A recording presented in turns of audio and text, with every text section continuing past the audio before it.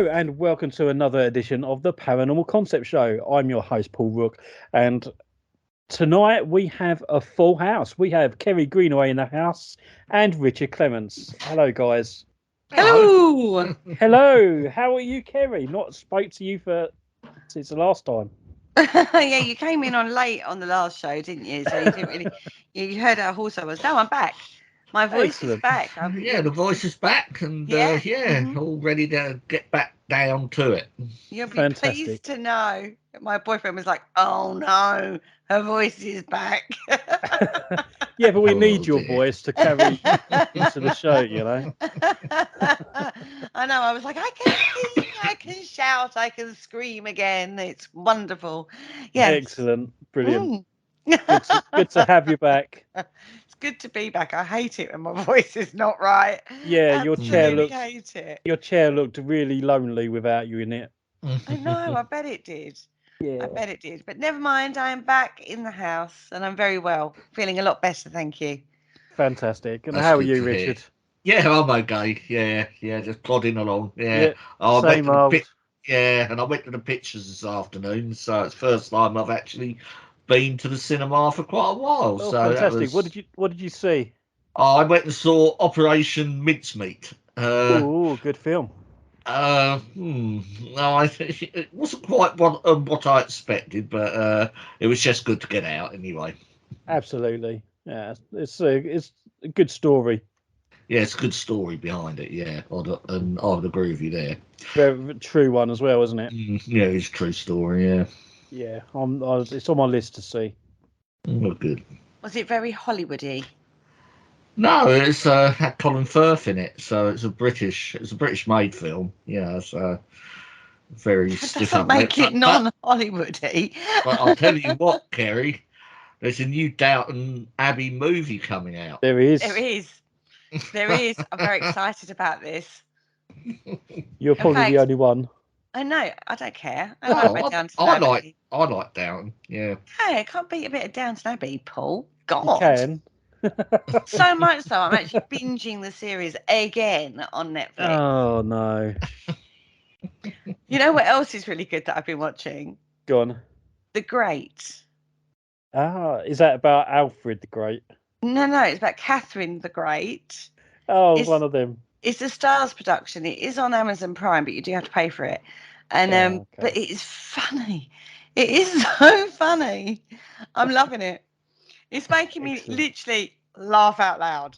Literally. Excellent. I can kind of see I know in real life it wouldn't have happened as funny as that, but you can almost imagine it happening like that. Do you know what I mean? Yeah. Brilliant guys out there. If you want, it's comedy classic. All I'm going to say. I don't think it's supposed to be comedic, but I think it's supposed to be ironic. But it's very funny. So there are stream site recommendations.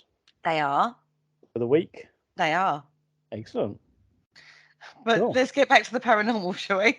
Yeah, absolutely. What are we discussing tonight?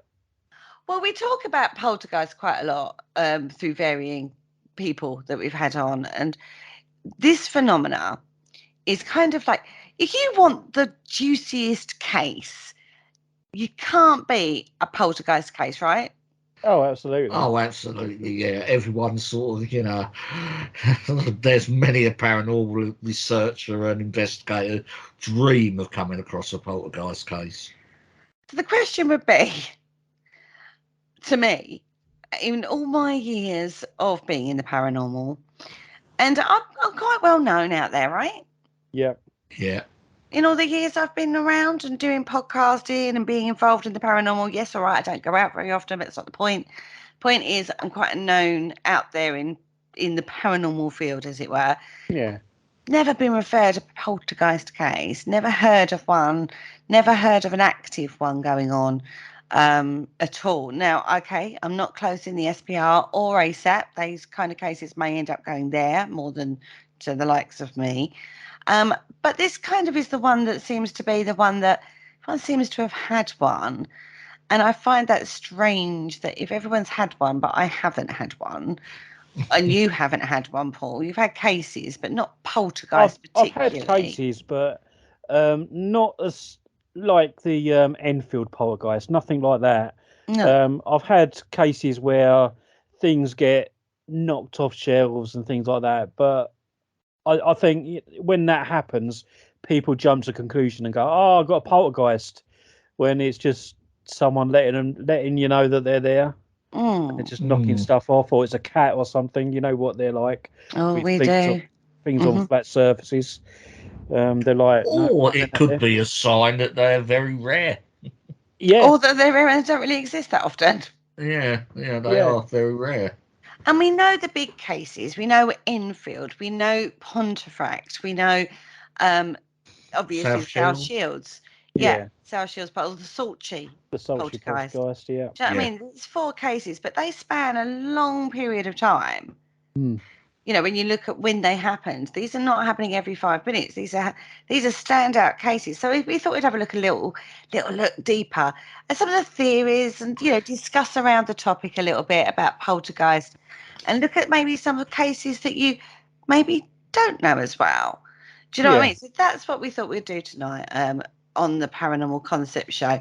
So what is poltergeist? What is a poltergeist? What is the definition of a poltergeist, Richard? Well, I always sort of put it down to noisy ghost or noisy spirit. I'm looking at the research here, and I've got, was it rumbling ghost? I've never heard that used before, but Yeah. I think I know it's known as a noisy spirit, which is the German. The poltergeist is German for noisy spirit. yeah. But I think when they say noisy, they're not sort of dancing around the living room going "Deo," you know. They're not doing that, but they're if only. yeah, but they're making a noise, moving things, being clumsy, and do you know what I mean, and stuff like that. So I think that's what they mean by noisy, as Yeah. opposed to singing or dancing. Make themselves known Yeah, in many forms of manifestation. absolutely. And one thing that bugs me about the poltergeist activity that they always make a mess. They never clear up after themselves. You know, you'll see them pull the drawers out in videos and things like that. Okay, some of them might be faked, but you know, just for devil's argument, we're just taking them at face value. You know, drawers come out, everything gets thrown out, but then on the other hand, in media and TV and things like that, they pile up the furniture in neat piles. And it's like, well, do that with the knives and forks. Don't leave them scattered all over the floor. Now, anybody who has got a poltergeist case going on out there, there's a challenge for you. I want you to challenge the poltergeist to put it back. Yeah. If it throws something, that's very impressive. Thank you very much. But could you pick it up and put it back for me, please? That'd be lovely. See if it does that. If it does that, I'd be more impressed. Absolutely. I think that we want a winner on that one. But they are capable of moving objects, levitating objects, furniture, cutlery, as you say, noises, knocking on walls and doors and roofs. A-ports are very common with poltergeist. What's an A-port, guys? Isn't that like going for like when stones appear from the middle of nowhere and they're just launched at you and things? We'll go with materialization of objects because it's not just stones. Yeah, that's what I was getting at, but Coins and flowers even have been known to materialize and just drop out of nowhere. A newspaper, in one account, has come out of the ether from somewhere. crowbars at Shrewsbury Prison. Apparently, according to some television program, that's a true story. Not. Oh, God. Smells as well. Foul smells at that. It's either that or Richard's been knocking around there a bit. Yeah, that's right. Fires, electrical issues, all that sort of thing is what is attributed to poltergeist phenomena. Now, traditionally, when we look at poltergeist, we kind of see it as a troublesome spirit, right? Yeah, I jump ahead. just think like little girl sit in front of the telly going, "They're here." Then that was a little bit more than a poltergeist, that particular case. I think we Great could movie. attribute an awful lot of phenomena. Can you imagine if you actually had a case like that? Oh, wouldn't it be awesome? It Totally. would not be liked it awesome. Proxy scary. when he took the Yeah. parapsychologist upstairs and then he opened his bedroom door. Anyway. Anyway, yeah. Back to on this. track, boys. They get very excited tonight, guys. I was going to say, today. it'd be a ka-ching moment, and like you got the whole conjuring process going on in your head. Then You would have like a turnstile. Because poltergeist cases traditionally don't last particularly long. They burn themselves out very quickly, right? Mm-hmm. So you'd have to have like a turnstile. So it would literally be one in, one out. Go in, experience it, come straight out again. There's no investigating this. You're just witnessing this, because this is just something. This is if we had a poltergeist case, but like the film kind of poltergeist, because it would just be crazy, wouldn't it? You would. wouldn't- I mean, yeah, you'd have to experience No one would it. believe you. No, and then you need to try and recreate it, don't you? And that's how Obviously you're you would. investigating. But most traditionally, poltergeists, let's get back onto real life poltergeists and come off films, everybody. So there is a variation of poltergeist in pretty much every culture. Okay. And generally it's explained as a spirit. It's a troublesome spirit that harasses and torments the victims. And we have cases that go back to the 1st century. Yeah. All right.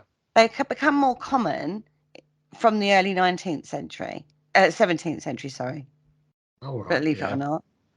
Okay, so the word does actually come from German, poltern, to make sound or to rumble, and geist, which is ghost or spirit.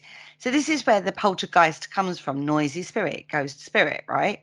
Right. Yeah. Okay. Now, loads of people have theories on this. Loads of theories are knocking around about what is a poltergeist. Loads of different theories. So let's have a look at a few of those. So let's have a look at Frank Podmore. Now, this is where the naughty little girl theory for poltergeist cases come from. Mm-hmm. That it's focused on the adolescent child, usually a girl, and she is the centre of the disturbance. And it's basically because of her hormonal changes that are causing lots of energy to be flapping around, and just it's all her fault, and it blows itself out. Yeah. Okay.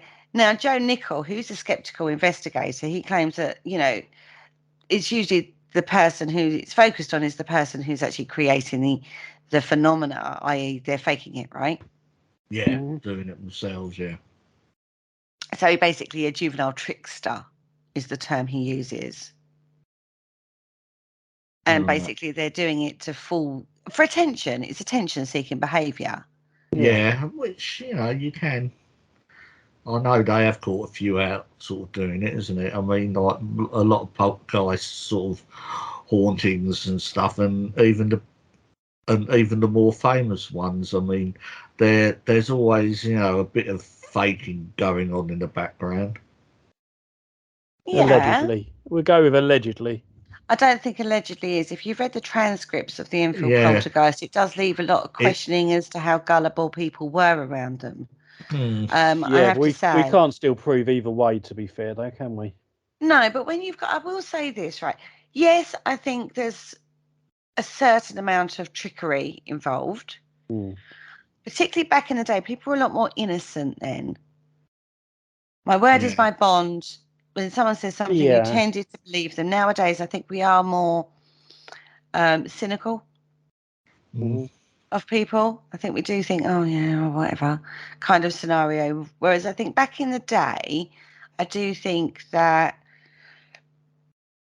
you believed a child wouldn't have the capability to lie, wouldn't dare lie to an adult. Yeah. Which is effectively what it is. And there's a difference between a prank, just like a joke kind of prank, to a continuation of prank. Having said that, you've only got to look at the Cottingley fairies to see how far that can go sometimes. Well, Yeah, exactly. You can, yeah. So Joe Nichols is a firm believer that like 99% of poltergeist cases are a trickster, juvenile trickster, Mhm. and that people are taken in, and then once they're taken in, it's like confirmation bias. When they see something, it's like they're seeing what they want to see rather than what is there. Mm-hmm. Do you see what I mean? Yeah. Oh, not my little girl. No, she wouldn't do something like that. Oh God, no. Do you know what I Yeah. mean? Even Yeah, when they've pulled other my little people Johnny in. won't lie. Wouldn't Hmm. say nothing about that. Yeah. Exactly. So you've then got to look at the psychological effect on that, sort of like the illusion of it all. They're not going to do it directly in front of you because it's being called out. You're going to be called out if it's like direct, but it doesn't take a lot of we see this with magicians, don't we? Mm. It's like of hand. We know these things are out there. Even with the big illusionists, when they make big things disappear, it's like your direction or your attention is directed in one direction while something else is going off. It's like, God, how did they make the Statue of Liberty disappear? I don't know how he did that, but we know it was a trick. He didn't Yeah. actually make it disappear, right? Yep. But he Absolutely. did do it. A lot of people have been fooled by that. At Yeah. the time, I mean, think of it at the time, that is. Now at we the end go, of the oh day, yeah, they've really? been doing that sort of thing in movies for years and years and years.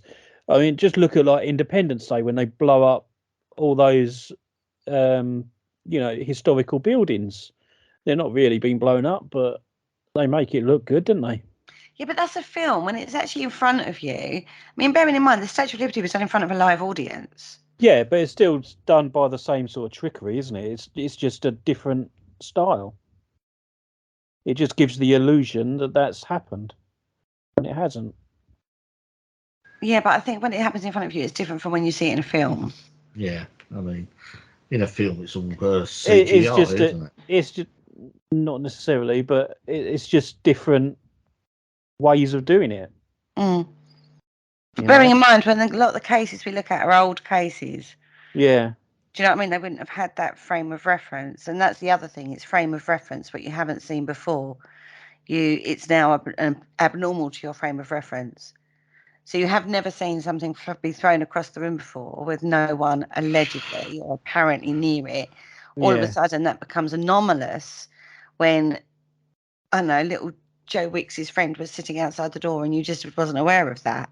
All of yeah. a sudden, it's a poltergeist. Do you see what I mean? Oh, Mm. totally. The other thing is you've got your memory. We know how fallible the memory is. When you recount a story, fishermen think that Yeah, fish was this big, wasn't actually that big, it was a lot smaller.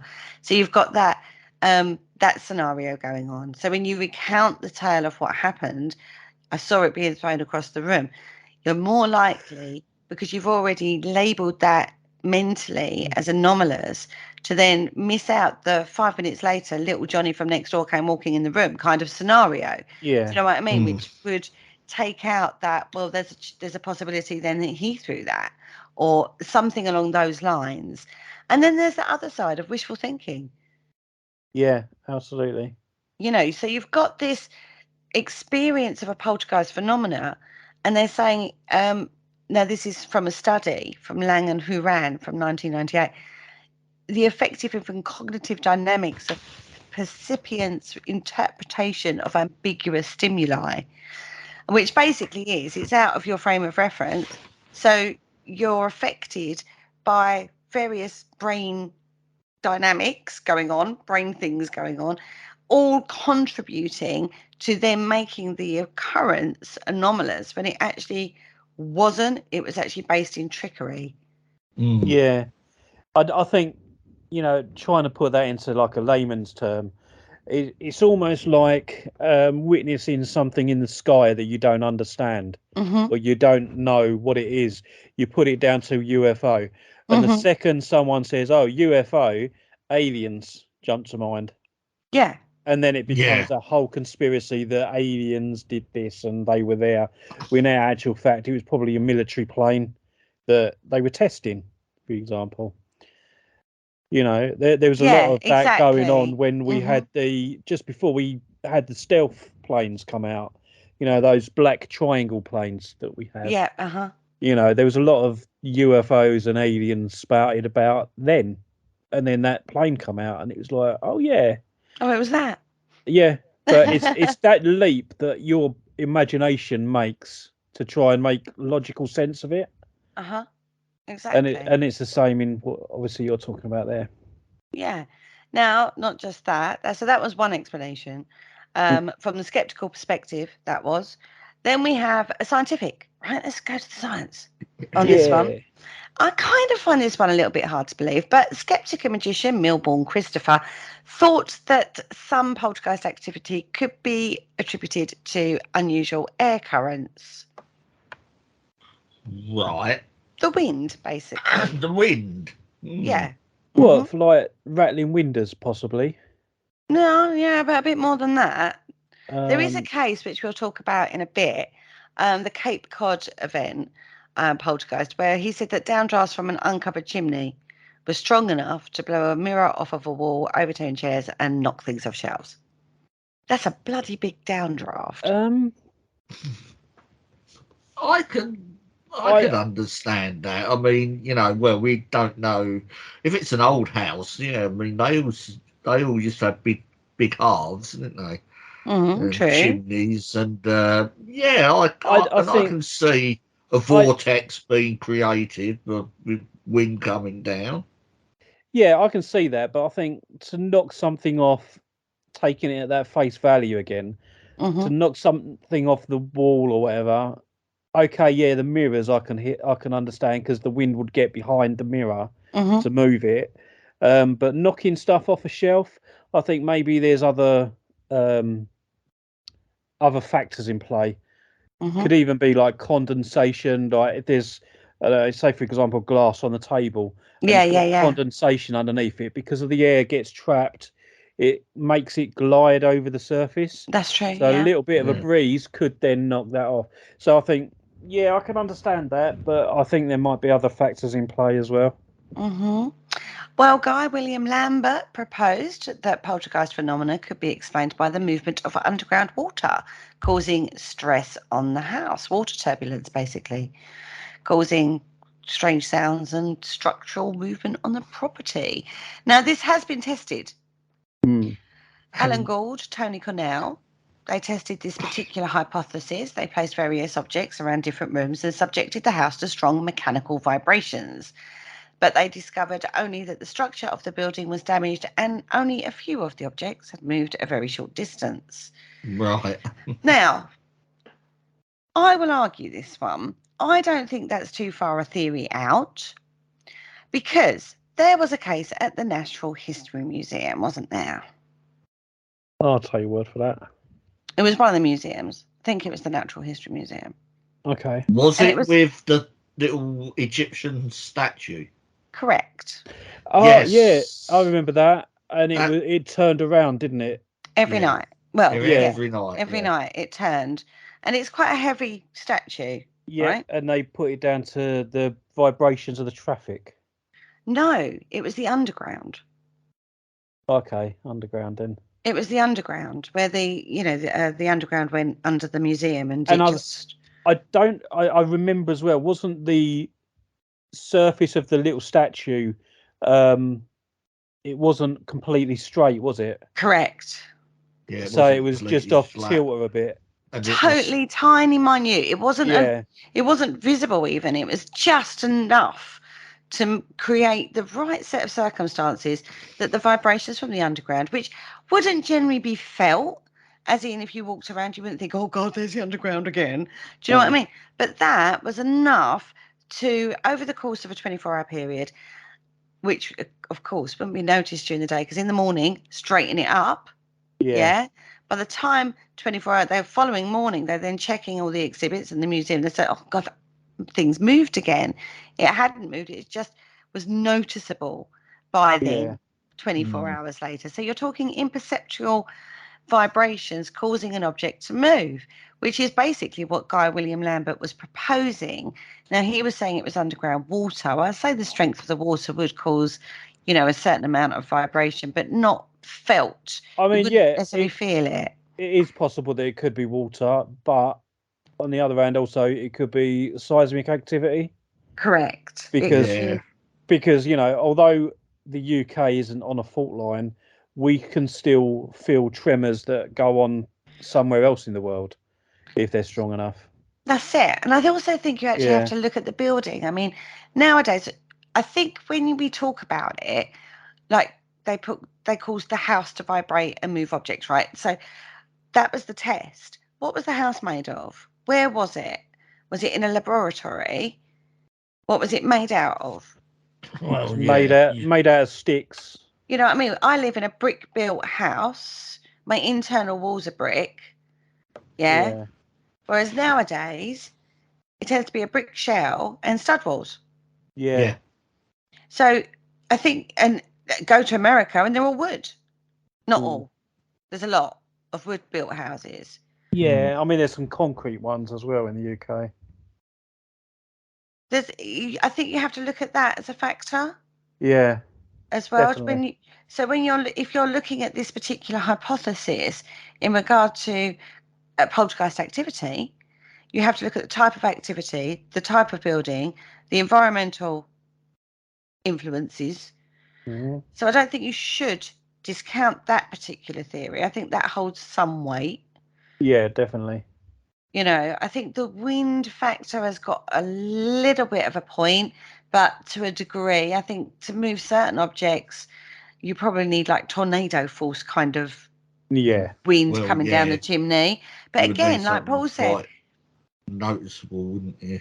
Yeah, but like Paul said, some hearths are a lot bigger. I'm not imagining a big hearth. I'm imagining sort of almost like a Victorian type style chimney, which is a lot smaller. Whereas some of the hearths are very big. And also, it might not have just been from the chimney. If the house was a particularly old house, it might have been quite gappy. Yeah. If you think about what was built in the in America, some of the houses, they're just like planks nailed together. Yeah.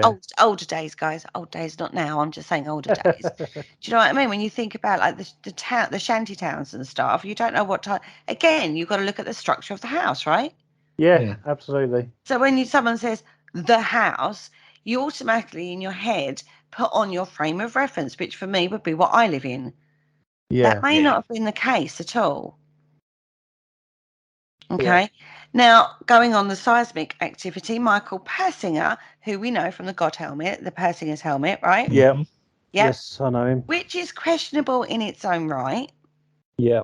Now, just give a brief recap on the Persinger's helmet for people that don't know. This was a helmet that had geodes put on it, which basically passed an electromagnetic field through various areas of the brain and was supposed to create visions of God or religious connotations. Iconography. Yeah. For people. Now, this, when we looked at that study, only happened in a small amount of people. When you looked at the whole study, not everybody was having, it wasn't like a God experience that everybody was having. It was a percentage of people in the study. Some people had bad experiences. Some people felt like there was someone stood behind them. A lot of people had nothing. Yeah. Okay, so that was Persinger.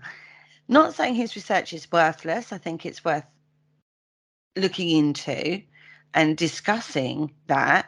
But he said that seismic activity could cause poltergeist phenomena. Mm-hmm. And he was talking about the environmental geomagnetic activity that was going on around. He was very much for the that kind of phenomena, Yeah. He liked that sort of thing. But again, he said it's sometimes through the suggestibility of participants, which he found with the God helmet. We're going to put this on you and you're going to see this. And then they did. Yeah. They suggested that. Yeah. One that's a little bit further out, I feel, on that one. I think that's very dependent on person. I believe so, yeah. But what do I know, right? Now, David Turner, he was a physical chemist, suggested that ball lightning might cause the spooky movements of objects. Ball lightning is a natural phenomenon. We know about this. Geologists, or whatever they're called, would probably know more about ball lightning than myself. But it is a natural phenomenon. We do see it. It is recognised, and it has been known to pass through houses and stuff like that, right? Yeah. But whenever something anomalous like spontaneous human combustion, they've suggested that on ball lightning, it might be responsible for certain phenomena, but I wouldn't say it's that common. Ball lightning, sorry. That is quite rare, I mean, but, you know, they do talk about it in the scientific community. They can't reproduce it, put it that way. No, but we do know it happens. Mm-hmm. And that's an environmental thing. It's something that we've seen, witnessed, they just can't explain it yet. Do you know what I mean? But that's one of those things where science is forever evolving again, right? Yeah. Okay. Now, parapsychologist, good old Nandor Fodor, whatever his name is. Nando's for short. Yep, Nando Fodor and William Roll suggested that it might be down to psychokinesis, moving things with your mind. Mm-hmm. Yeah. Okay, which, you know, has there been any case of a proven psychokinetic apart from Carrie? Well, there's been a few sort of, I can remember watching old films from there's some old lady in Russia or something, and she used to sit there and they used to have glasses over compasses and things like that, and she was moving them around allegedly by the power of her mind. Rare, incredibly rare. Yeah. If it does happen, I would say it's not controlled. Yeah. Not to the point of I'd like my phone to move across the desk and it does, kind of thing. Do you know what I mean? Yeah, that'd be quite nice, wouldn't it? Because you wouldn't have to get up for anything. You'd be like, I want a cup of tea. You hold your hand out, and the cup would just fly straight into your hand. Oh, a bit dangerous with the boiling water and stuff. But, obviously, yeah, but obviously because you're controlling it, you're doing it slowly so it doesn't spill over your hand. It would be nice, wouldn't it, if you could have that, if you had that ability for many different ways. We see that a lot. That particular ability is a faved one of superheroes. Yeah. You know, they hold their hand out and it's all very tense and they're shaking with the force of it, and then the truck moves away from whatever it was that caused the problem or whatever. That'd be great if we had that one. Is what I'm going to say with that one. I kind of think that's really good. It might be unconscious psychokinetic ability, so it's not controlled. But then again, you can't prove that one. But yeah. But then we certainly something to think about, you know. Yeah, I think we would have witnessed more people with that ability if it was like common. Yeah. I think psychokinetic ability is even less common than poltergeists. Yeah. Although they're saying that it is part of it. I don't know. Who am I to say, right? Yeah. Not an expert on the subject. Now, Alan, even, I can't speak. Alan Kardec, the founder of Spiritism, says, obviously, he goes for the disembodied spirits. He says they're low-level spirits. Now, I don't know what this means. I'm assuming he's classified his spirits beautifully, but they are belonging to the 6th class of the 3rd order. Right. Basically, they're elementals. Basically, he's talking about elementals, which are not human spirits. These are just like nature spirits that we then put down to the elements of fire, air, water, and earth, right? Yeah. Right. Okay, so that's where he's gone with that. Which, yes, when you do work on the ether and you work in nature, you kind of work with those kind of entities, I would say, not spirits, they're entities. But, you know, subjective, right? Yeah, definitely. I can't ask my local friendly gnome to come in and into a lab and start performing for the scientists to prove his existence. He's going to go, I don't care about any of that, thanks. I want to be in my garden doing what I want to do. You'll It get means old absolutely nothing to me. Rumpelstiltskin to turn up, wouldn't he? Exactly. And then we've got Carl Jung, who is, as we know, he was interested in phenomena and the occult in general. And he believed that, oh dear, it was to do with a psychological factor, not psychokinesis per se, but basically there was this externalization of an internal process. Yes. Not psychokinetic, but it is where our emotions or our emotional state, our tense, stress, anxiety, all those emotions that build up inside your body that make you feel out of control.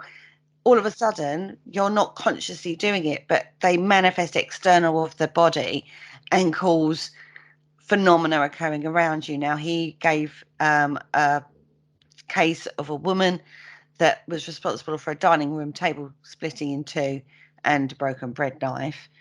And he also said that one of his meetings with Sigmund Freud, now we know at points that was incredibly tense, their bookcase gave an explosive crack, and he predicted there'll be another one straight afterwards, whereas Freud would say that was most likely because of the wood contracting as it dried out.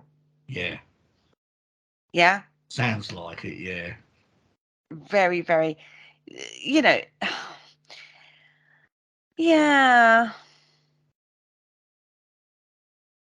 It's one of those, isn't it? It's one of those. Which way do you go? They're all plausible. All of those explanations are plausible to a degree. Mm. Do you not feel? Yeah, They'll have something. I think that's where they need to come up with some sort of test to test the theories out to try and find which one's more accurate than the others. But again, I do feel that this is one of those situations where you shouldn't dismiss anything because we don't know. No, that's it. I mean, as any investigator that investigates any paranormal activity, it's not our job to dismiss anything. We need to take the information from someone and then test that information, no matter how stupid and far-fetched it sounds. And then once we've tested for it, we can then discount things after investigating. But again, I do feel this is a question of sometimes one answer doesn't fit all. Not all poltergeists would be an externalization of an internal process. Not all poltergeists would be ball lightning. Not all poltergeists would be down to seismic activity or vibrations from an underground source. But then, when you're dealing with a case, you listen to the person first, and then you come up with all these theories that it could be, and then test all these theories that it could be until you can whittle it down to the one that it is. What if it's a combination? Then you'd find out that with your experimenting that you could tie in a couple of them together, and then you'd form a new theory, and then you can test that theory until you get a definitive answer.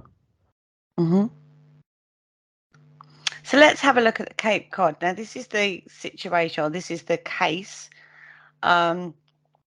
where the wind factor. Okay. This is basically the story of a lady called Maud Connolly. She's a widow. She lives with 2 adopted daughters. This is 1957. Okay. Right. Nice and recent. As they all are. They were watching television when the papers in the living room began whirling in the air. Ornaments fell from a knick-knack shelf and crashed to the floor, and a heavy mirror fell from the bedroom wall, and an ashtray that had been resting on the table, had a glass top, slammed across the surface with such force, that the glass was shattered. Right. Okay. The next morning, she found an imitation fireplace and a couple of chairs overturned in the living room. This went on for 4 days. Now, a building inspector suggested the problem might be coming from the fireplace, so Mrs. Connolly hired someone to put a protective covering over the chimney top.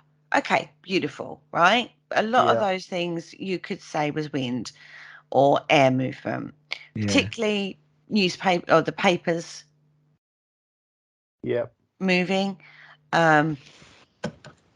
Ornaments from the knick-knack shelf. If they were light ornaments, don't know what ornaments they were. Again, we don't know what they were.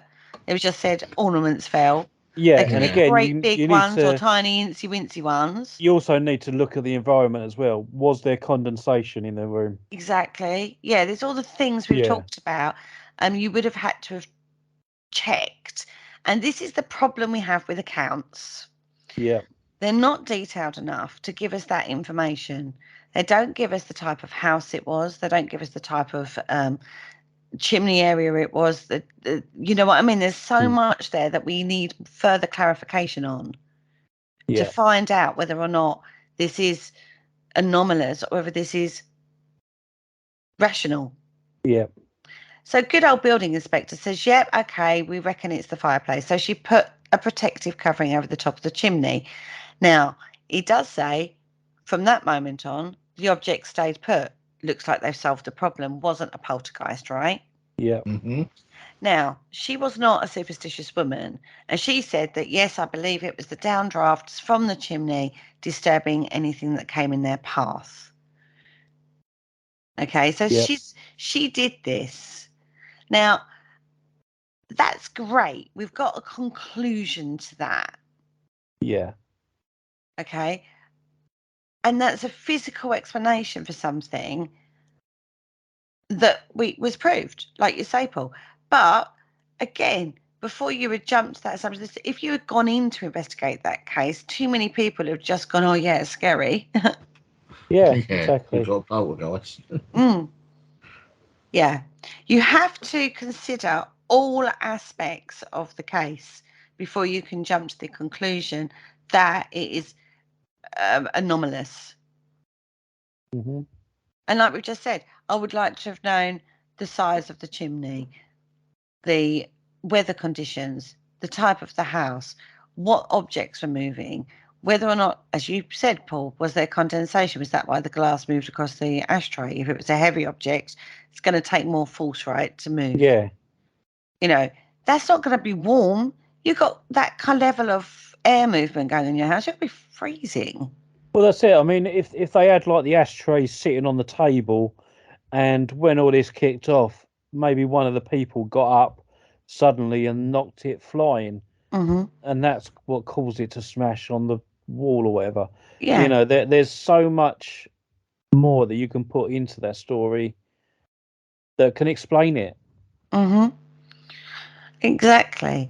You have to, again, there was a case of a poltergeist investigation that turned out to be the work of 4 youngsters. They actually terrorized a teacher and the children.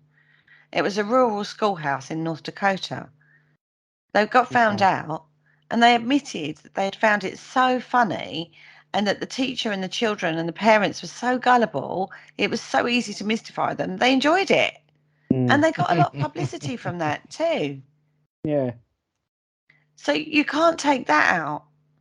I mean, we go talk about the Enfield haunting. Guy Leon Playfair actually said about Poltergeist. Now before he got involved with the Poltergeist, he'd been in Brazil investigating spiritual belief systems and folklore, and he got involved with a lot of things. And on some levels, I've got great respect for Guy Leon Playfair. But there was a side to him that I felt was a little Conan Doyle. Right. Okay. If that makes sense. But he did witness a lot of things, and he even had psychic surgery, which solved a problem for him, which he didn't believe would work, but did. Yeah. And he said about poltergeist activity from his time in Brazil that it was basically what's happening, he said, was, yes, it comes from the person, a ball of energy, effectively. You send out like a ball of energy, and then like a lower level spirit, like an elemental, comes along and goes, oh, look, beautiful ball of energy. Let's play with it for a bit. It bursts, which causes the physical manifestation. This goes on for a bit. and then they get bored and go. Yeah. Right, so he believed it was a lower level sort of spirit coming on playing with the thing, not caused by a spirit for a reason, just that it just happened to be the right set of circumstances for that to happen. Yeah. However, when we look at the Enfield haunting, when you read his book, you come our way with one perspective, his perspective. Yeah. Of that. You read, and bearing in mind, they were documenting this. They were taking a lot of recordings and stuff like that. When you read the transcripts, which is fascinating to read, actually, a lot of work was gone into that to transcribe those tapes. When you read that book, it puts a completely different spin on it for me. That he says, yes, you knew when the girls were faking it for attention. You knew when they were doing it. It was obvious. But then there was a lot of things that they couldn't explain yet. When you read the transcripts of what they could recover, because some of it was so old and deteriorated, and the recordings obviously are old recordings, so it's not crystal clear like we have today. Yeah, it does put a different spin on it for me. I thought, it seemed like they were faking it more than not. I was like, interesting.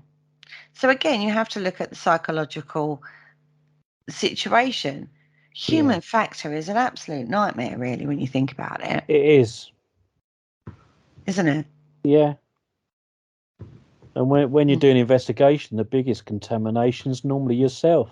Exactly. Now let's have a look at the Seaford case. Okay. The Seaford Seaford Poltergeist. This was investigated by J.G. Pratt. Now this poltergeist in particular liked to spontaneously pop bottles and spill their contents in different rooms of a house. Oh, right, a messy one, eh? New York, this happened in. Yeah. Now, everyone was baffled. The press were involved. Everyone was baffled. And Milbourne Christopher notes that as a study of human response to the unexplained, the Seaford case is without parallel. So, you've got an average family,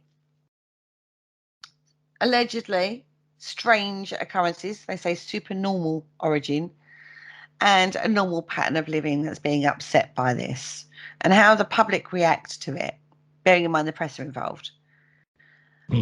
Okay, so no conclusion regarding the case, but one thing for sure was it was basically a volcano in regards to human. You want to look at human response and human interaction and human the human factor, then this is a great case, right? So what happens is you've got Lucille Herman, her two children, they're 12 and 13. They hear a popping sound, and when they investigate that, they go and find a bottle of water on its side with the liquid spilling out, and the cap was some distance away. It was just water. Okay. Now in another room, they found another two bottles in the same situation, the lid off, pouring bottles, all the liquids pouring out. And in the kitchen, they found a spilled bottle of liquid starch, and that was the same, right? Right. Okay. Now, Mr. Herman was chatting to his 12-year-old son, who was brushing his teeth, saw two bottles move off the shelf and onto the floor. So there's a jump of assumption from all those popping bottles that they'd seen a couple of days before, and now I've witnessed two bottles moving off a shelf and onto the floor. Might be two completely separate instances that they've now grouped together. See, one question that springs to mind straight away, right, is all these bottles of water, why are they not keeping them together? Why have they got some in the bathroom? Some Do you in the keep all your kitchen? bottles together? Yeah, they're all in my fridge. I've got bottles of liquids in the bathroom. You is not just shampoo and stuff. We're talking bottles of water. Yeah, but you've got to remember, when was this? You're thinking nowadays, this is the 1970s, there was bottles, not plastic containers with child-proofed caps. Okay. So you've got to think of the time as well when this happened. Yeah. You know what I Yeah, mean? but even still, bottles of Perrier water or whatever, they go in the fridge. Not necessarily. I don't like cold water. Oh, I do. But yeah, just again, you're yeah, putting but your. you'll put it in the kitchen then, wouldn't you? Surely. But there were You wouldn't things have in the a kitchen. you wouldn't have a couple of bottles in the kitchen, a couple of bottles in the bathroom, for God knows whatever reason. A couple of bottles in your living room, couple of bottles in your dining room or colouring in room or whatever. Well, You know. I disagree with you there because, as I say, you would have a drinks cabinet in the dining room or the front room or whatever you call it. Then, in the basement, you might have your bleaches and your starches and all that sort of thing. In the bathroom, you would have, I don't know, maybe your medicine bottles or more bleach bottles or I don't know, shampoo, and that came in there. In the kitchen, you would have your milk or your water or your whatever in a bottle, wouldn't you? So all these bottles are popping. They're not just water. They're different substances. I told you one was starch. Okay. I didn't state which ones were in the bathroom. Okay, I'll shut up. Oh, dearie, you've been very pedantic, I feel. God, somebody give him a chill pill, everybody. Now, one evening, a few weeks later, a visitor was watching TV with the children when a porcelain figure took off from the end table and flew about 2 feet before falling to the ground.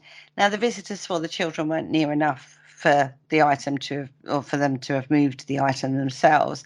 And then the same thing happened a few days later. Now, Mr. Herman was actually in New York, due to appear on the Jack Parr show. Now, while he was on the Jack Parr show, talking about this, by the way, somebody suggested that it might be high-frequency radio signals. Okay? Yeah, Beautiful. that's a possibility, yeah. Robert Zyder, who was a technician, now he was associated with the builders of a 35 billion volt synchrotron at the Brookhaven Laboratory of the Atomic Energy Commission. Gosh, that's a mouthful. Right, he actually came to do scientific investigation, but when he showed up with a dowsing rod. Okay. Oh, right. Richard likes dowsing. Yeah, I like dowsing. I'll just pop in with my dowsing rods, right? Now he speculated. Now, bearing in mind, he's gone there to do these super tests, and he's gone up with dowsing rods. He actually said there was jet planes that were having a supersonic impact on the local reservoir, and that was sending out energy waves that traversed underground streams that flowed beneath the Herman's house. Okay. That was his theory. He didn't prove anything. He just said that was his theory. That was his theory. Well, good for him. Okay, now, Melbourne Christopher, who we spoke about earlier, he was the president of the Society of American Magicians. He heard this plea on the TV show, and the plea to someone help us, please, we've got a poltergeist kind of thing. He was like, right, okay. He called the detective on the case and said, well, this is who I am, and I can duplicate all the events in the house. Perfectly natural. Yeah. Mr. Herman didn't want a magician in his house. Of course he didn't. He said he wanted the government or scientists to help him. He didn't want charlatans, mystics, mediums, or magicians. Right. Now, Milburn himself said, well, I can understand the first three. Yeah. Charlatans, mystics, and mediums. But a magician? Yeah, that's a bit weird, isn't it? One of the things, actually, I don't think you should discount the magician factor, because if someone is having a jest on you or it is faked, then call a magician in. Absolutely, they're gonna know tricks of the trade, aren't they?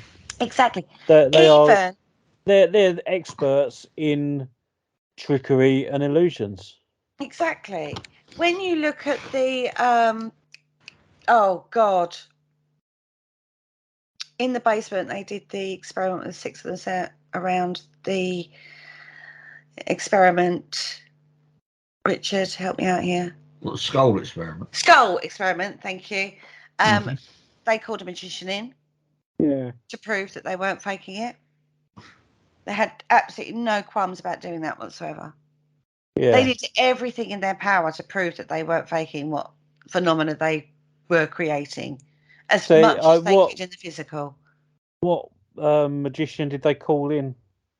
Well, I don't know his name off the top of my head. I couldn't even remember the name of the experiment off the top of my head, Paul. Okay, there's only 2 magicians I trust.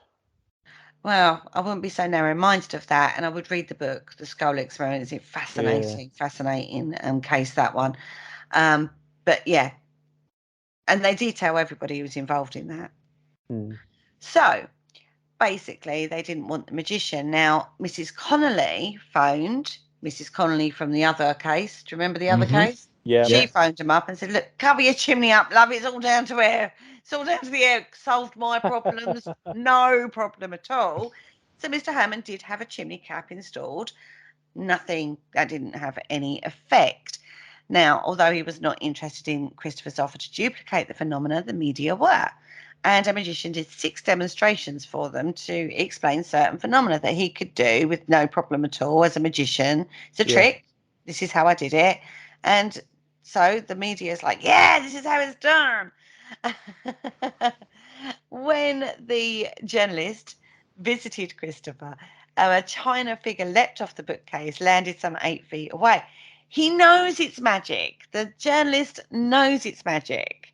Can't figure out how he did it, but he knows he did it. Yeah. Okay, now he's written a book. You must read it. It's called ESP Seers and Psychics. And it's one of those things where he says, I will mention just one thing. Some items people think move on their own are actually thrown. People often think they see what they did not actually see. Yeah. We are ill-equipped to locate the precise direction of a sound because of the design of our outer ear. And that is just sums it up, really. Yeah. Oh, well. On that one. But it's how the media took it and ran with it, basically. Yeah. Now, before we get into anything else, we're going to take a quick break. And when we come back, we're going to have a look at maybe some cases that you haven't actually heard of before. Cool. Including one of Richard's favourites. Oh, yes. Humpty Dumpty. The Humpty Doo Poltergeist. On that note, we'll be back right after this.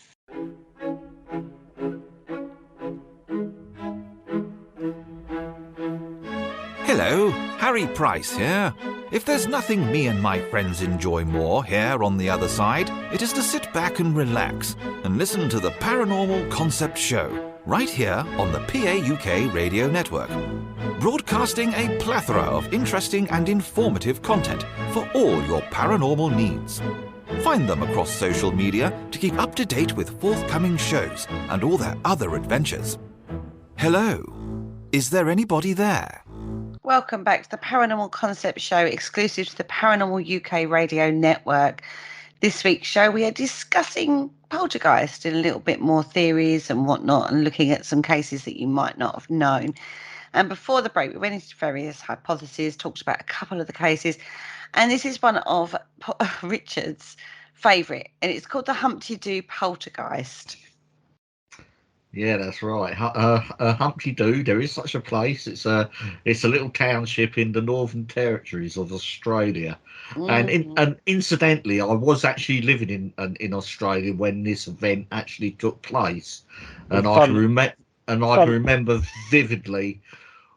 They had a film crew there, and they would sort of like, and it went on for about a week. You know, they sort of would have a little news segment, and yeah, it's quite a compelling case, actually, and I think of all the poltergeist cases I've read about and know about, I mean, this one is sort of sadly overlooked. Paul, sorry, did you say something? Yeah, I was going to say, funny enough, it stopped when Richard left Australia. Well, this actually happened in a rental property, so they didn't own the property, it was rented. The place is in Darwin. It is actually a town called Humpty Doo. Yeah, And okay, yeah. Carry on. involves a family called Andrew and Kirsty Agius and their 1-year-old daughter Jasmine. Straight away, that discounts that naughty little girl syndrome, right? Yeah. Okay, so they moved in. Activity began shortly after. Okay, so glass bottles and even knives fly through the air with an unseen force. Those in the home felt that these objects were directed at them, that they were under attack. And they also witnessed gravel and seashells raining down from the ceiling. Interesting, right? So Yeah. they believed that a spirit was behind this and had a message for them. So they used to attempt communication using Scrabble tiles. Yeah. That's a good idea, that, yeah. It's quite a good one. Yeah, at least it's available, right? Activity increased. Scratches could be heard from inside the walls. Appliances were destroyed. And basically, it completely freaked them out. And she said, the lady, Jill, she said it was like something was inside the walls right next to us. We couldn't sleep. We were crying. We would have left the house, but they had nowhere to go. The media found out about it, and rumours obviously began to swell. They decided to call a local priest. Now, the priest was Father Stephen de Souza. He walked away, and as he walked away, one of the presidents called Father, he turned to respond. A knife that had actually been on the kitchen counter was flying straight at him. And it happens, it's one of those split second things that happens really quickly. Yeah. You don't have time to react. But literally, just before it got to him, it stopped dead and fell. So he said it looked like it hit something. Right. And then a few feet away from him, he said it felt like it hit something and then just fell. It felt. He says at his feet, but it was 2 foot away. So, yeah. So the blessing on the house wasn't successful, should we say? No. Father Tom English, another parish priest, was called 4 times, and he noted that the behaviour of the poltergeist didn't seem to follow the laws of physics. But he hadn't got any experience in dealing with poltergeists. So what he did was he did the usual. He blessed the house, spread holy water all around. And he said that the last visit, the activity was overwhelming. He left a crucifix, Bible, and some vials of holy water for the residents. And basically that was it. Yeah. Yeah. And just get on with it yourself. I've done what I can. I don't know what I'm doing here, but I'm going to leave you all the things that I would deal with, faith and power of that, power of God. This only seemed to anger the poltergeist even more. The crucifix was thrown throughout the house. The holy water was thrown against the wall and basically kept the house awake all night with noises. Typical. Many other figures came to the house. They called in a lot of different religious figures, and it basically seemed to annoy the Humpty Doo Poltergeist. He wasn't a religious person, obviously. Yeah. The words that they managed to communicate with the poltergeist through came up with fire, skin, help, and Troy. They were some of the words that were amongst them. Now, they believed that this was a reference to their friend. Now, they had a friend called Tony Radaz. Now, he had died in a fire caused by a car accident not far from the property. That was in 1998. All right. And they believe it was to do with him. Now, this was a rental house. Okay, so obviously the media's slapping it all across the neighbourhood. Excuse the disruption in the house for a moment. It's not a poltergeist. It's, well, I suppose my son could be called as a poltergeist, couldn't he? The landlord got involved. He reached out. He was shocked by the amount of damage in the house and said, look, I'm sorry, but this is like, you're damaging my property, right? So took them to court to have them evicted. But the judge says you can't evict them because the damage isn't caused by them, it's being caused by the poltergeist. Yeah, that's a good lawsuit, isn't it? One wonders what the judge was thinking on that day. Yeah. Or drinking. Anyway, or drinking. So they managed to stay in the house, but the couple did decide to move away from the home. Right. Now, Cropstar, he is part of the 4TN blog. Okay. that talks about the case. He Yeah. got the chance to attend the home and experience some of the anomalous things for himself. And he writes that some of the experiences at that house still puzzle him 20 years later. He was there one day sitting at the table. He was facing two female residents as they washed up at the kitchen sink, a few feet away. They were just talking. He heard two sounds. The first was a handful of gravel stones from the driveway hitting the corrugated tin roof of the house. And then they hit the kitchen floor where they scattered. There were two very distinct noises. Now, the first one, you could think someone's picked up a handful of gravel and thrown it at the roof, right? Yeah. The second, though, when they hit the floor, is a little harder to explain. Yeah. So what it seems to have happened is that now, bearing in mind, he's sitting there with the people that are there doing washing up. So he knows that they hadn't thrown anything. Yeah. And their hands are occupied doing something else. And that the stones had fallen between where he was and where the girls were. And he said it seems that the stones had actually come through both the roof and the plaster ceiling. Interesting. Right. So then another occasion, he said he was in the house. 4 people and himself are in the main room. They're talking, and you can hear Kirsty, one of the girls that was there, saying, "You never know what's going to do when it's going to do it. It just happens." Yeah. As she's saying that, you hear a bang, and a knife ricochets off a wall. He said, "But we were all just sitting around talking." And those are the 2 instances that really plague him. He doesn't understand. Once they've moved out, the landlord had the home repaired, renovated. No activity occurred while he was doing that. And then other people have actually moved in since then, and no activity has further occurred in the house. So was it the spirit of Troy, the guy who had died in the accident? What was that? We will never know.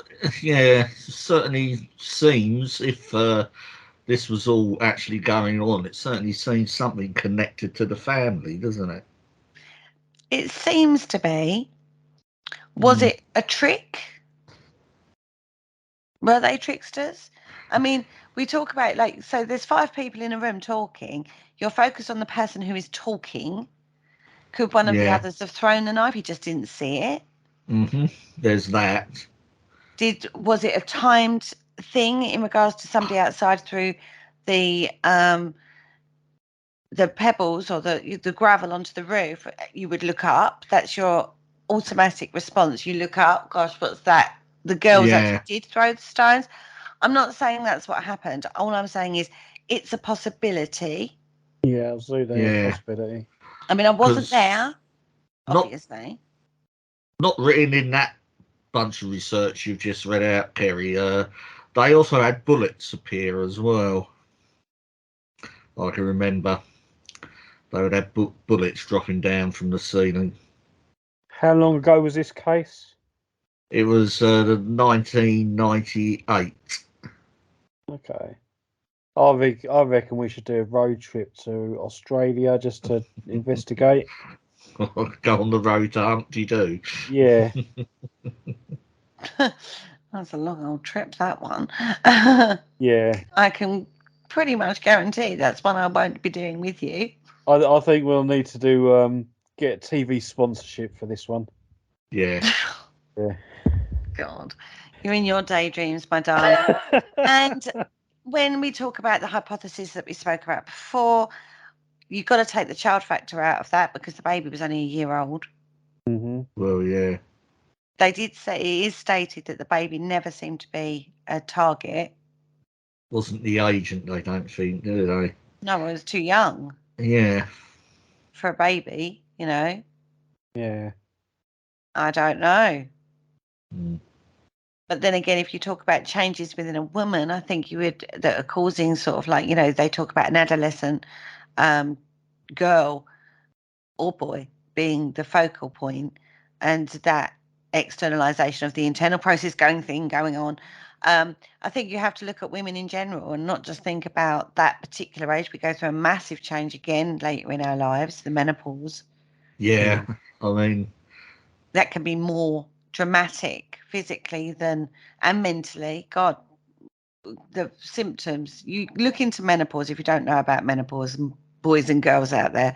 It's only when you're in it you realise how effective, how much of an effect it's having on you as a person. And every day there's a different symptom. Speak from experience on this one. It's a very strange phenomena that your body goes through, or change that your body goes through. It's incredibly traumatic at times for people. So I don't think you could just discount the adolescent side of things. I think you also have to look at other things. And I don't think you should discount the male factor in this either, because men go through problems. Well, yeah, men have sort of psychological problems and sort of, sort of midlife crisis and all that sort of stuff. Yeah, you just don't know, do you? But men have physical changes in their body as much as women do. It's just Yeah. not talked about. All right, so we have the, the onset of periods and then the offset of periods kind of scenario, which is incredibly visual for a woman. Yeah. Men don't have that visuality, but they still have changes within their body as they, hit puberty. We talk about boys' voices changing and stuff like that. So they're going through that change just as much, in just a very more subtle way. And then when they get older, they go through changes as well. All right. Okay. They don't have periods that stop per se, but they have a physical midlife crisis, typical man thing, right? So some men find that very traumatic. Drops in testosterone level and stuff like that. I think you have to maybe consider that. These weren't that. They were mid-20s. Yeah. They were adults in the prime of their life with a baby.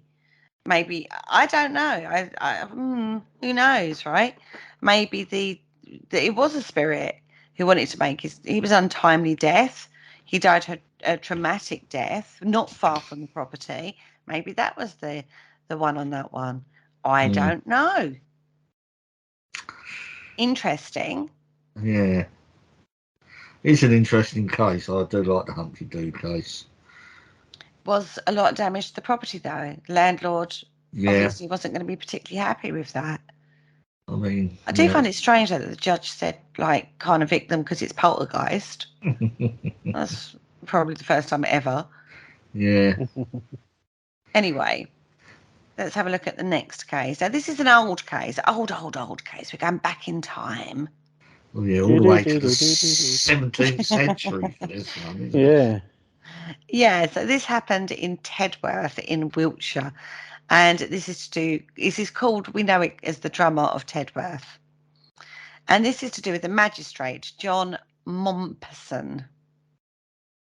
Yeah. Oh, okay. John, yeah, I know. Good old John, right? Yeah. Now, the drummer was a guy called William Drury. Now, this was a vagrant who went up and down the country to basically earn money wherever he could. And he would do juggling, feats of activity like dancing through hoops and drumming and all that sort of thing.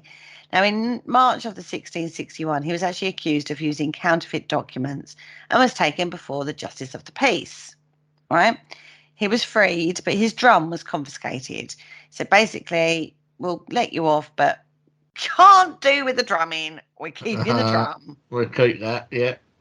Okay, so the drum was taken to the magistrate's house, the magistrate Mompesson, right? Yeah. And that's when the problem started. Night after night, thumping and drumming noises were heard in the house, and it was rhythmic. You sure he just hasn't got the Jumanji board game?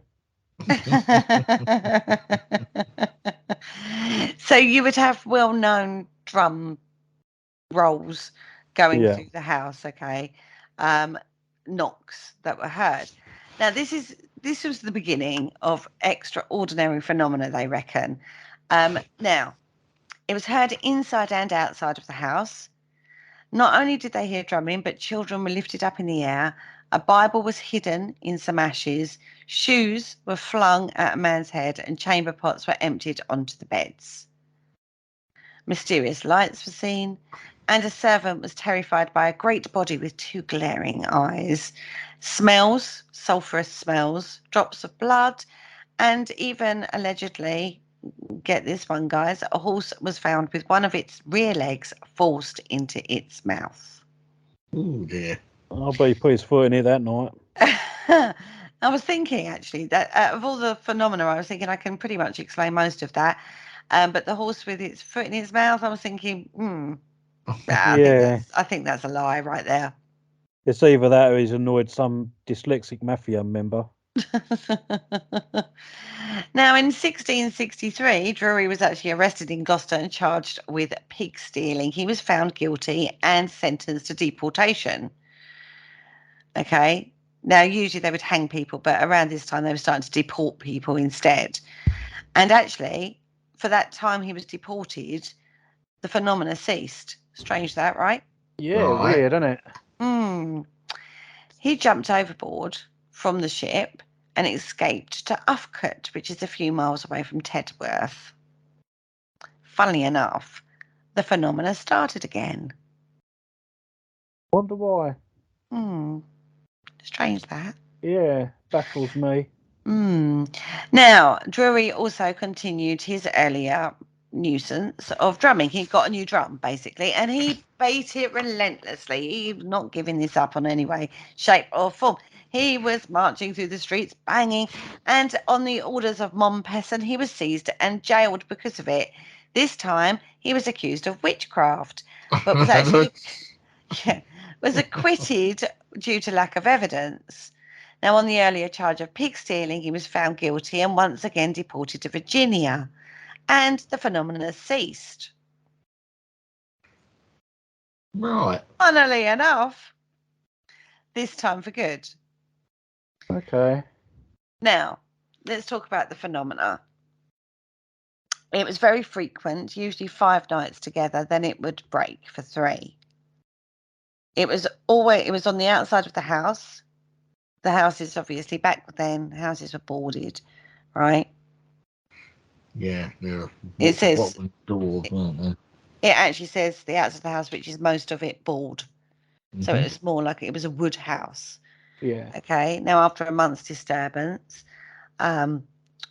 it came into the room where the drum lay 4 or 5 nights in 7. Now, correct me if I'm wrong, but if you beat on a board, it makes a drumming sound. Right. Yeah. Right. So depending on where in the house you are, depending on the noise, it would make us different areas of the house would make different noises, right? Yeah. Yeah. So could it just have been him beating on the outside of the house to annoy the inside of the house people? Yeah. Could be. That's my opinion on that one. Yeah. And I think particularly it's when quite you look logical. at like 5 nights, he might have been in Tedworth and then 3 nights gone off to do whatever else and then comes back and then does another thing. He's annoyed. He wants his drum. So he's going to annoy Mompesson's family until he gets his drum back, right? Absolutely, but that's not the way to do it. Well, no, it's not. But back then, Because he probably might need the drumstick surgically removed after that. 17th century, remember? Now, on the 5th of November in 1662, apparently it kept up a mighty noise, and a servant observed 2 boards in the children's room seeming to move. He said, give me one of those boards, or move one of those boards, which the board came moving, that he saw within a yard of him. So it's moved the board. So the man said, let me have it in my hand, which it was shoved quite closely to him. He shoved it back. Now, when I read this, the more I read this, I was thinking, right, did the board actually come off and move forward off the wall kind of scenario? Yeah. Or when they said it was observed moving, it was up and it was like just moving. It wasn't off the wall. So I think he put his hand on it and he could feel it moving. he thrust it back and it was driven to him again. So maybe it was just like pushed in a bit, not like off the wall. Yeah. Up and down and to and fro at least 20 times together. So the board itself is like is moving up and down and in and out, but only within the restraints of staying on the wall. Yeah. So it's a loose board. Yeah, that's how it sounds like, doesn't it? That's what it sounds like to me. Now, Mr. Morpesson heard about this and said, don't involve yourself with it. We're not going to engage, basically. Okay.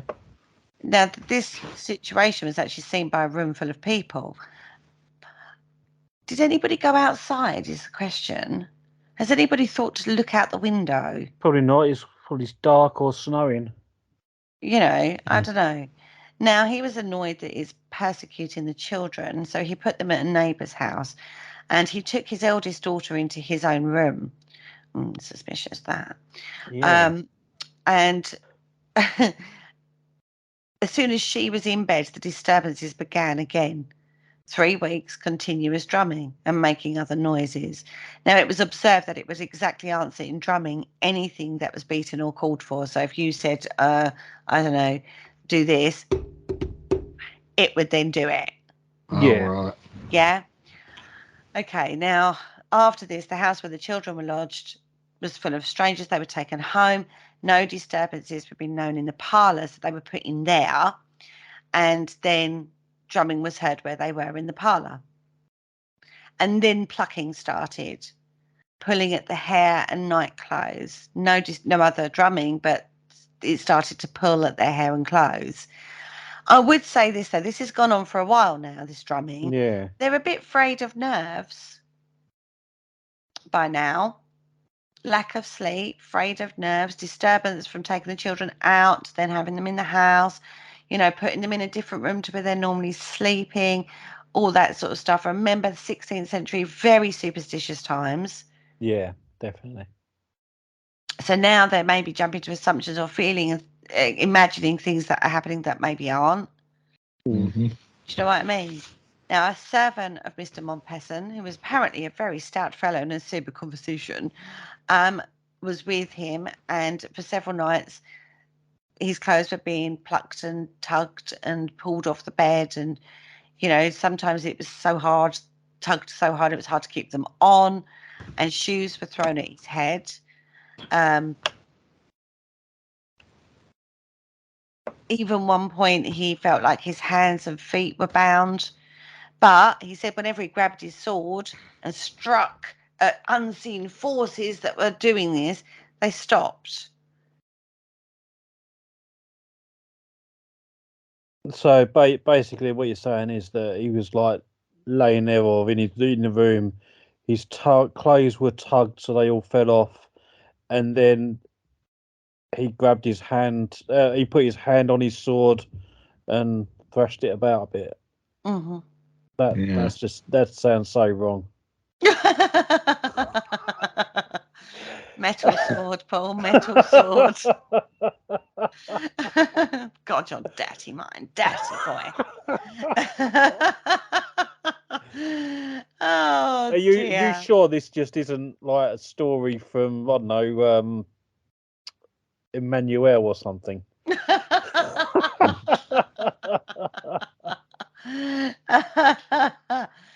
Oh, dear. Now, Drury, the drummer, who they reckon this all started with, he was tried at the assizes at Salisbury. He was committed first to Gloucestershire jail for stealing, and a Wiltshire man came to see him, and he asked what was going on in Wiltshire, and he said he knew of none. He said, no, don't know of anything going on in Wiltshire. So the guy said to him, do you not hear the drumming at a gentleman's house at Tedworth? And the Drury turned around and said, that I do enough. I quote the drummer, I have plagued him, or to that purpose, and he shall never be quiet till he hath made me satisfaction for taking away my drum. Right. So basically he's saying There's an admission there. There's an admission. He admitted it, but he says, I have plagued him. Unfortunately, plagued him was taken a different way. Mm. Okay. Oh, God. See, when we talk in the 16th century, you have to remember the times of what it was like living in those days. Very superstitious times. The drumming is set down to Satan. Satan is the drummer.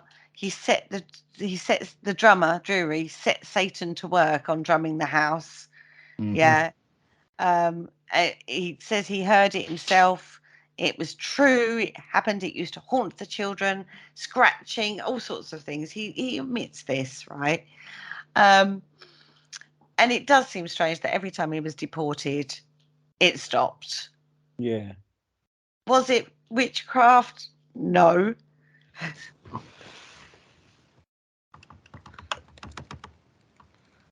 Most definitely not. No. Okay. Montpenson himself, Montpenson, the magistrate who took the drum in the first place, said, "You do not believe in spirits and witches." They declared him an imposter. Okay. People believed it to be visitations, to be the judgment on God upon him for some wickedness or impiety. And basically, he was continually exposed to censure and harassed by curious people who gathered around the house. He had his revenge. Drury had his revenge. I believe he was the Tedworth drummer who was doing the phenomena. I think a lot of it was suggestion once they got freaked out by it all. I think that was a problem with the other phenomena that occurred. I think the manservant who said about the shoes and the tugging of the clothes and it went away when I thrust my sword at it kind of thing, made that up, exaggerated. I think this is, I think this is what we're looking at on this particular case, guys, don't you? Yeah. I think you're right, absolutely. But 16th century case, what can you do? How can you investigate that now? All you can do is take from the statements that were given at the time. Absolutely. Fill in the Okay. gaps. That's what I think on that one. Let's talk about the Rosenheim Poltergeist. This isn't a house, funnily enough. This isn't a home. This is actually in the offices. It's a German lawyer, Sigmund Adam. Again, a more modern case. 1967. Mm-hmm. Now, this is in Bavaria. Okay. Nice and local. Starts with strange phone calls. When you pick up the phone, there was no answer. Okay. Well, nowadays we just say cold caller, right? Cold call. Yeah. Well, you get that anyway. It's often my phone calls. I answer it, and there's no one there. And we go cold caller. Yeah. Right. Nowadays we do, because we know that that's the case. Back in 1967, that didn't happen. Yeah. Unless it was the first of its kind. All four of the office's phones would ring, and all the phone lines were often busy or overcrowded. So Sigmund reached out to the local telephone company for repairs. Obviously, it's a problem. You're running a business, right? Yeah. Now, the telephone company could find no reason behind the calls. Right. Okay, so you think, okay, fair enough. Now, things began to escalate when he was charged for local calls made to the talking clock. Now, the talking clock is, sorry, bear with me. Blah, blah, blah, blah. Sorry, I've got a child poking me. Right. Go away now, please. The talking clock was a service, right? So you used to be able to phone the talking clock. We had it in the UK, right, as well. Yeah, we did, yeah. And dial a disc as well. You listen to the latest tunes. Oh, I remember those days. Well, the company charged Sigmund for 6 calls per minute to the talking clock. Right. So in a minute period, he's got 6 times he's supposed to have called the talking clock. And you get charged. I hope it was the UK one and not the Australian one. No, this is Bavaria. Oh, okay. So it'd be the German-speaking clock. Now, remember telephones back in the day, they weren't push button or mobile phones like we have now. This is where you put your finger in, dial the number. Yeah, they're pulse dials, aren't they? Them ones. Okay, yeah. So, and the number was 0119 Okay. Now, O was right around the bottom, Yeah. and then 9 obviously is around the bottom, and the 1s were sort of like at the top. So the 1s had the shorter pull ring thing, hmm and the 9 and the 0 had longer. Yeah, to Now, put it round. it's Yeah. impossible to dial that number, the other end to pick it up, which initiates the charge. Yeah. Put the phone down, ring it again 6 times in 1 minute. It's Okay. impossible. So they had no reason. The telephone company couldn't understand it. Yeah. Okay. Now, then in the October, the lights in the office began to act up. They would rotate in their sockets, fixtures would swing, and lights would turn on and off at random. So, very prosaic, very rational man, Sigmund Adams, he called the electricity company to come to the Yeah. office to investigate. And the electrician who looked said, "Can't find any calls. I don't know what's happening with your electrics, mate, but they're fine." Yeah. Right. But he said, "What I will do is I'll install voltage meters to see if there are any power surges going on, which might cause the electrical problems that's going on." Now, they were recorded, and they were recorded at levels that were powerful enough to blow the fuses, yet the fuses never were blown. Cool. Now, also remember, electrics then very different from the electrical things we have now. So not Yeah. safe. So if it was powerful enough to blow a fuse, it would have done, right? hmm Then the photocopier began to leak. Right, so he's still blaming the electric company. He decides to hire out a private generator that would be stop the problems. He's thinking it's to do with the electricity company. This is really annoying. I'll come off grid, as it were, and have a generator rather than linked to the main supply, hoping that that would stop off the electrical problems and the problems with the photocopier. Right? Yeah. Unfortunately, it continued. The phenomena continued. So lots of strangeness going on in the office, right? Yeah. Now, this tale of what was going on and people trying to work out what was going on got to the ears of 2 physicists. So they said, "Oh, you know what? We'll come to your office and we'll have a little look at it for you." Okay. Yep. They did. But they couldn't come to a conclusion. They said it was beyond their experience. Right. By now, this has reached the paranormal circles. Hans Bender of the Friedberg Institute of Parapsychological Research basically offered Sigmund some help if he was interested, that is, and Sigmund agreed. Well, what's he got to lose now, right? So he invited Hans over to investigate. Now, he interviewed the employees, and looking at the data, he realised that the phenomena only began and ended at certain times of the day. This coincided with one of the colleagues that worked there, an Anne-Marie Scabell. How would you say that last name? I don't know. Mrs. S. Scabell, we'll go with. Scabble, yeah. Now, she was the youngest of the office employees at 19. She was only 19, bless her. And basically, Hans said that it was all connected to her and that she was repressed. She was angry. She didn't like her work or her employer. She was in emotional turmoil. And that is what was causing the phenomena. Okay. And God, if you was that person that was inadvertently causing all these problems because of your repressed emotional status, that's not going to help, is it? No, of course it No. Now, in the You're going to have winter, that levelled at you. Now, in the winter of 67 to 8, so over that period of time, the phenomena continued and it got worse. Items would move at will, drawers would open, pieces of furniture would move without damaging the flooring. It was lino flooring on which they rested. Now, he said that the old cookie of poltergeist phenomena usually emanates from young people, and teenagers were capable of creating disruptive psychic energy that affected the world around them. It Okay. doesn't actually state whether Anne-Marie, how she felt. It's not documented as to how she actually felt about her job or how she took the accusations levelled at her. Mm. And she was quite ill at times as well. She had pneumonia. Okay. So she quit. And then when she quit, the phenomena ceased. Mm.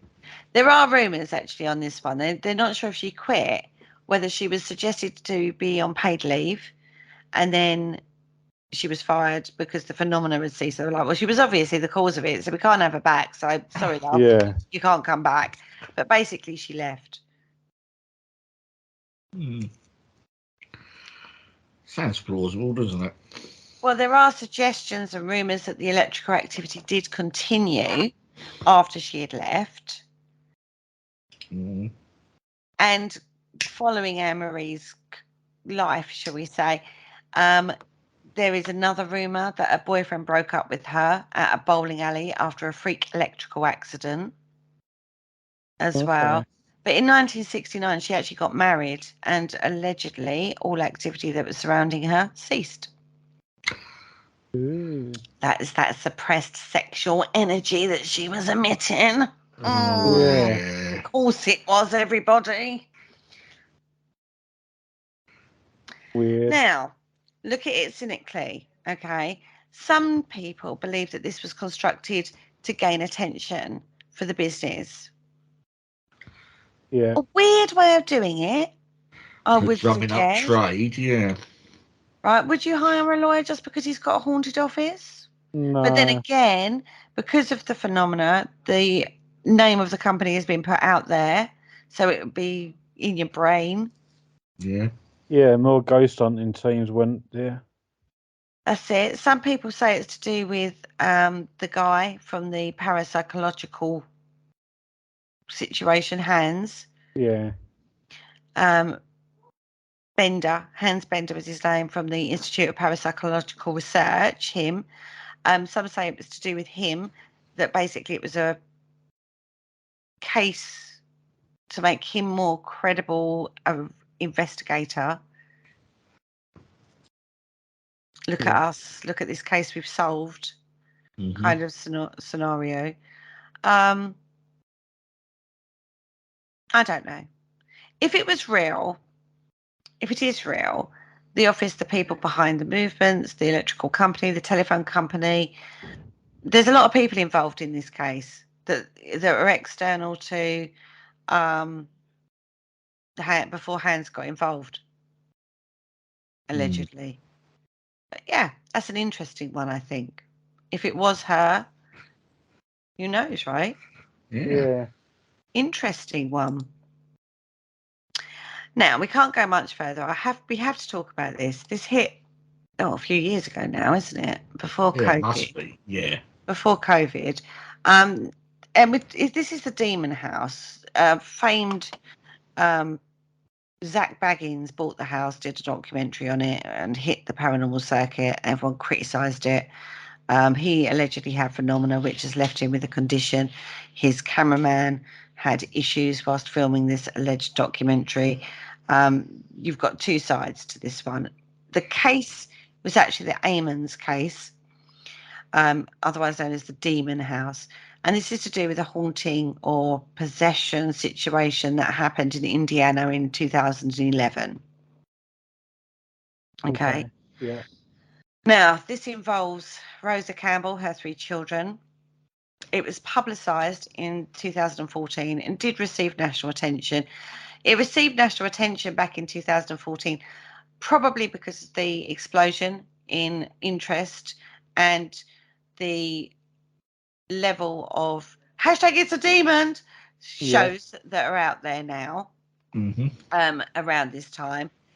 This case hit before Zach got involved in it. So were they wanting money, fame, fortune, one way of getting it? Yeah. For a talentless family, no disrespect intended there, a normal family. And the children were aged 7, 9 and 12. They moved into the house, and they claimed that black flies swarmed the porch in the December and kept returning, even though they thought they had all been killed. Yeah. She said that she heard footsteps in the basement and the doors were creaking. I don't know why. I don't know about basements now. I've watched too many horror movies, I think, to even want to have a basement. Yeah. It's very American, though, isn't it? It is incredibly American. Although, I will say this, when it was demolished, the house, didn't look like there was even a basement there. Mm. I don't know. I don't know how they do things over there, but I don't know. They are common in America. She said that she witnessed a shadowy figure of a man pacing in the living room and found a boot print. She was also claimed that she was choked by an unknown force. Eamon's 12-year-old daughter claimed to have levitated above her bed, unconscious, during a sleepover with a friend. And they were prayed until the girl returned to the bed. The girl had no memory of the incident. The oldest son was allegedly thrown across the room by an unknown force. The younger son allegedly had his eyes roll into the back of his head and was growling, saying, "It's time to die and I will kill you." Oh, well, nice. Yeah. Beautiful, right? Absolutely.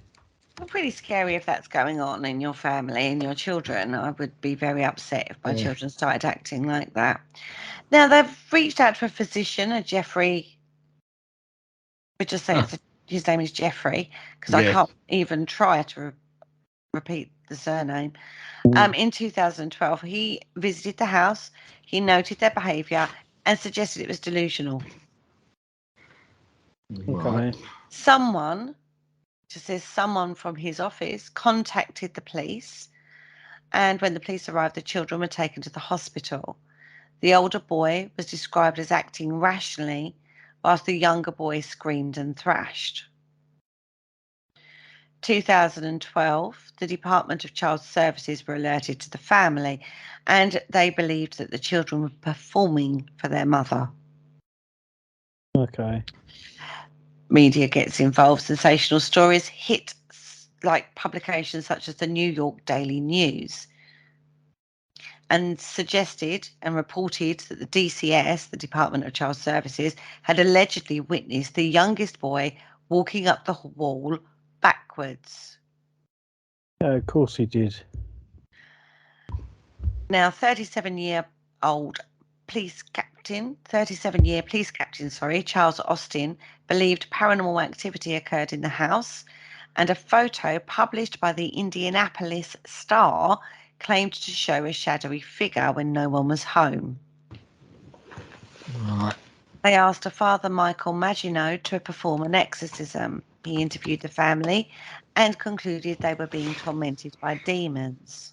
He performed 3 exorcisms, 2 in English, 1 in Latin, and 1 exorcism was performed on LaToya Rammons. Okay. The family then moved to Indianapolis in late 2012, which the events were said to have stopped. Right. Okay. There's a lot that's gone on in there. Yeah, there is, isn't there? Okay, so the physician Jeffrey was skeptical of the entire incident and failed to witness any paranormal incidences. He wrote delusions of ghosts in home and hallucinations. Now, the family itself, you look at the situation of the family itself, the children had a history of irregular school attendance, and that was lack of attendance was actually a complaint that was filed against Abbey in 2009. And then 3 years later, she's blaming her children's continued absence for demonic activity. Yeah. Right. Now, go back to someone we mentioned at the beginning of the show, a guy called skeptical investigator Joe Nichol.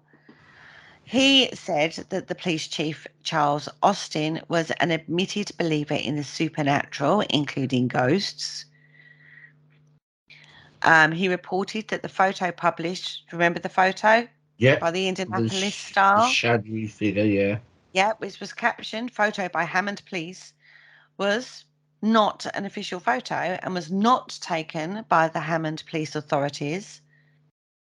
He also witnessed He also interviewed, a number of the witnesses and concluded there were a number of non-supernatural explanations for claimed supernatural events. Right. Okay, so we've got a lot of skeptics going on in there as well. Yeah. And Charles Reed, the landlord, states he had never experienced any supernatural events at his house. Weird. So, on that, right, so before or after, nobody's claimed any events, just seems to them focused on this particular family. Mm-hmm. Okay. Clearly, there are issues within the family. Definitely. I think you need to look at that. We need to know a little bit more on that scenario, I would say. I think there's a lot of belief system going on in there. Yeah. I think the professionals and psychologists that interviewed the children probably are correct in their analysis. But you've got to give them some credit. They are professionals, aren't they? Yeah. Exactly. They concluded the children were acting deceptively and in accordance with their mother's beliefs. Yeah. And psychologist Tracy Wright noted that the youngest son acted possessed whenever he was challenged or was asked questions that he did not wish to answer. I don't know the family circumstance, but you've only got to add, I don't know, ADHD or that kind of scenario in there, and they can be they can act like that when they're challenged if you're not dealing with them in the right way with the right understanding of condition. I'm not saying he has, I'm just saying it's a perspective. I'm just putting that out there. I'm not saying the family didn't have its own challenges. Now, in 2014, Zach Baggins purchased the house for $35,000, actually. So it's not expensive house particularly. And he did demolish it in 2016 after filming the documentary entitled Demon House. This was a big thing in the paranormal field, right, guys? I remember this. This was all over the place, wasn't it? It was. Now, this has added even more notoriety to the case than it already had got before. It's now pushed it probably more worldwide. The case was probably already famous in America, but it really hit worldwide fame, this particular case, after Zach Baggins did his documentary. Yeah. Now, Zach makes a living from ghost adventures. Yes. And love it or hate it, it's a ghost hunting TV show. They always get phenomena, alleged phenomena, should I say, wherever they go. And I loved it. I thought it was a great piece of entertainment. It was a fabulous Blair Witch kind of scenario. Gave you everything you wanted. Yeah. Interviews with witnesses, the priest, the children. Were they actors? I don't know. I'll take your word for it because I've never seen it. Worth a watch. Pure entertainment factor. Because it's what brought Zach Baggins to prominence, wasn't it? Yeah. Oh, God, no, he was well prominent before then. Was he? Yeah. Oh, okay. Well prominent before then. I thought he made a documentary. That's the first thing he done and got that because. No, he was on Ghost Adventures way before then. Oh, right. He was on Ghost Adventures and then bought the house because of the story. And I think he'd even got his museum. I think he even had his museum in Las Vegas when he bought the house. I believe. I could be wrong on my timeline there, but I believe he did. So he's well ensconced in the paranormal by then. Right. We all knew who Zach Baggins was. See, what sort of I don't understand is why he had the house torn down. Because he said it was that bad. When he, on the documentary, his cameraman went through some form of breakdown, bad. Yeah. Right? And he had a physical problem with his eye. Right, okay. He spent a night in the house and he ended up being taken to hospital. And he had, there's something to do with his eye. And he says it will never get better now. And he blames it on the entity that was in the house. But And he says he won't let anybody else go through what him and his, his circle of people went through. So he said, I'm tearing it down. No one's going to have this happen to them because it's so dangerous. But then if someone goes into the area where the house stood, the entity is still going to be there. Or would it be released? No, I don't think so. I mean, just look at the explanation for like Roman soldiers that you see, like they're like only the half of their body. It's because they're walking on the ground that was lower down. Mm. So using the same principle as that and applying it to the house, the entity is still going to be in the house. But the Roman soldier one will be classed as residual, a replaying of events. Okay, well, what about ghosts walking through the wall then? It's where a door used to be that they can still see and use. Residual. So it still applies, I think, to the... A residual is not something that would interact. It's a replay of events in the past, whereas this is an entity that will hurt you. Yeah, I still think it still applies, though. It still be in the house because that's what it can see, whether it's there or not. Well, at the end of the documentary, it just shows the empty plot. I don't know if anything's been built on it since. Yeah. It just shows an empty plot. So I don't know. Right. Now, Dread Central Steve Barton called it one of the single most compelling documentaries on the existence of the supernatural that I have ever witnessed. Mm. Ooh. Whereas Los Angeles Times reviewer Noel Morrow called the film hooey. That's brilliant. Oh, it's just hooey. And skeptical investigator Kenny Biddle